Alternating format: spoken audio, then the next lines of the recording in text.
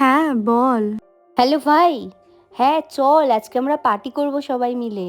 না রে, এখন হাত একদম ফাঁকা, মাসের শেষ তো, তোরা কর। চিন্তা করিস না, আমি দিয়ে দেবো বলছি তো। আচ্ছা, জোর করছিস যখন এত, ঠিক আছে চ। ওকে ওকে, তা দেখা হচ্ছে। এই মাসে এত হাত টানাটানি, মারও শরীর এত খারাপ, হসপিটালে নিয়ে যেতে হবে। কি করি আমি? প্রিয়াকে ফোন করে দেখি, ও নিশ্চয়ই হেল্প করবে আমায়।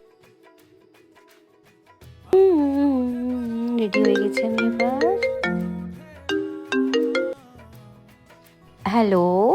হ্যালো, হ্যাঁ শোন না, হ্যাঁ বল। আমি না ভীষণ প্রবলেমে পড়েছি, আমাকে একটু হেল্প করতে পারবি?